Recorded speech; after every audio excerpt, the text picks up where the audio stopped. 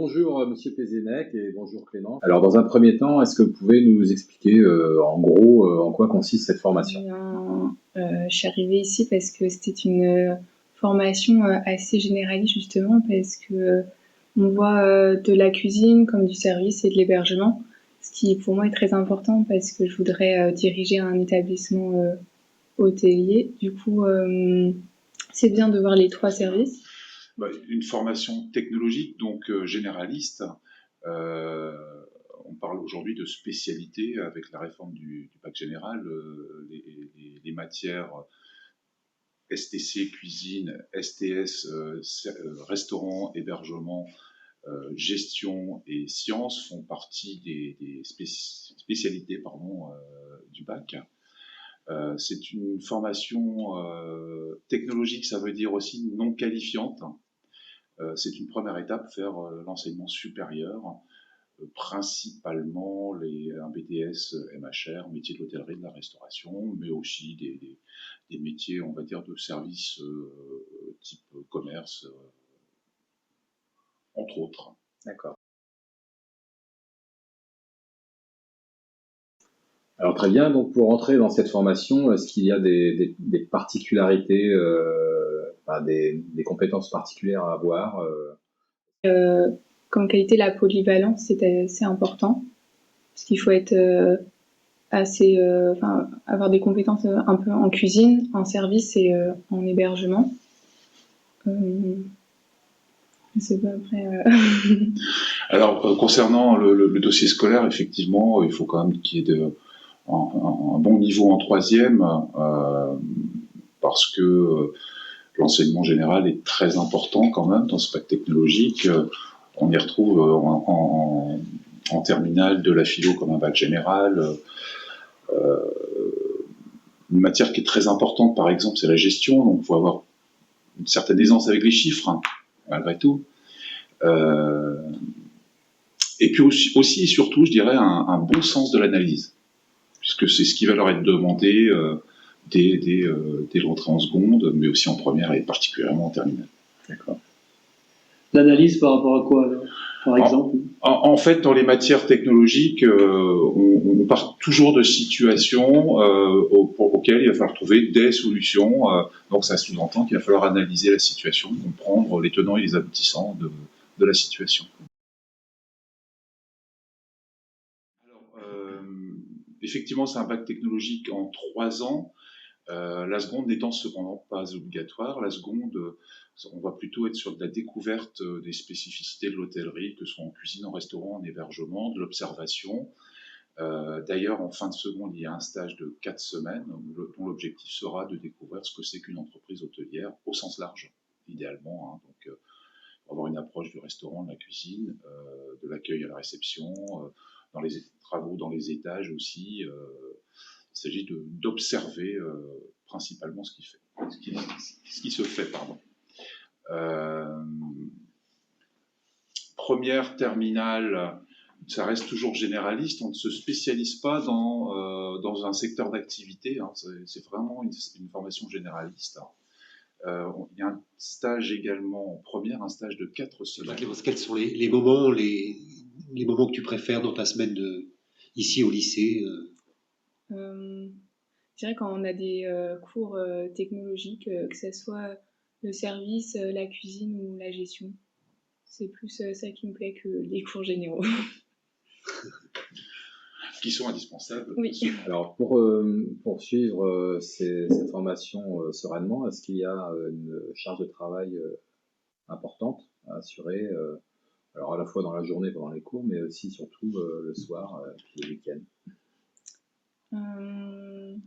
Moi, je trouve que non, ça va, c'est surmontable. Si on écoute bien en cours, si on participe, on arrive beaucoup à intégrer en cours et il reste pas beaucoup à faire à la maison. Après, comme je suis en internat, j'ai 1 heure d'études obligatoires, ce qui me pousse à travailler. D'accord. Et pareil sur les stages. Donc, c'est un stage, vous travaillez avec l'étudiant ou le lycéen pour choisir le lieu de stage. C'est vous qui l'imposez. Comment ça se passe? Alors, ça rentre dans une démarche dès la seconde une démarche de recherche d'emploi.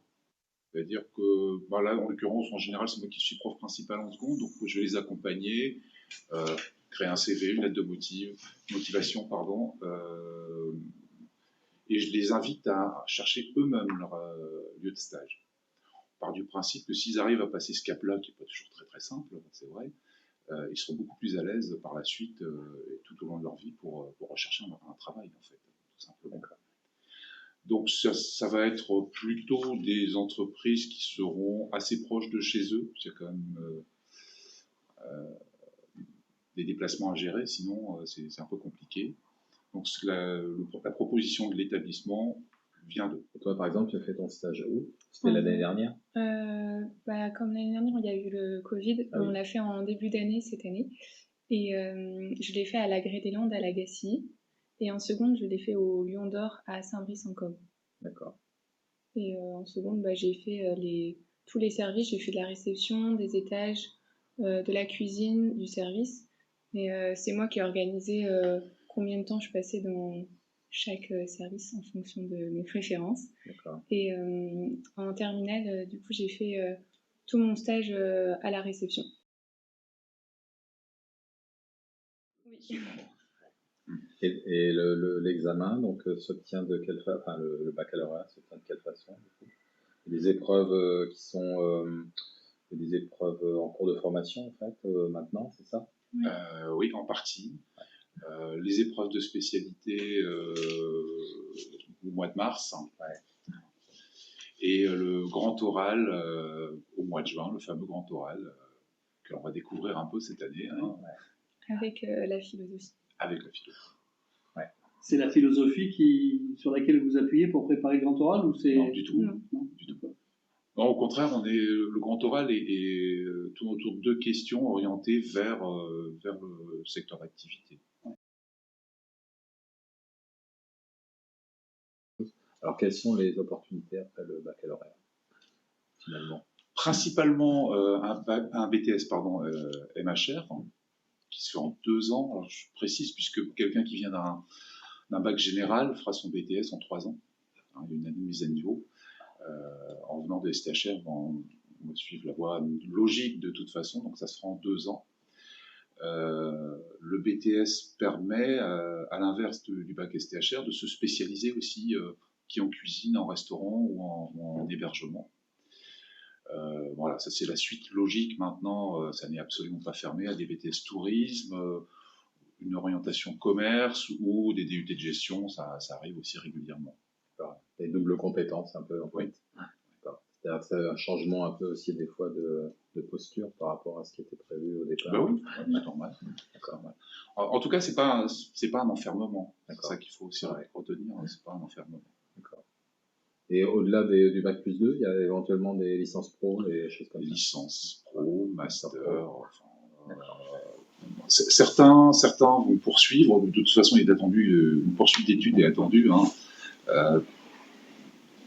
Certains assez loin. Je pense à un élève qui a fait un BTS, une licence, un master, qui actuellement est lead manager pour le groupe Accor, c'est-à-dire qu'il est responsable de la fixation des prix des hôtels sur une vingtaine d'hôtels à travers la France. Donc voilà, c'est une belle réussite. Et c'est un jeune qu'on voit encore régulièrement passer, intervenir. C'est une belle réussite. Après, ils ont tous des réussites peut-être pas aussi visibles, mais des réussites quand même. D'accord. Ok. Merci bien. Avec plaisir. Merci.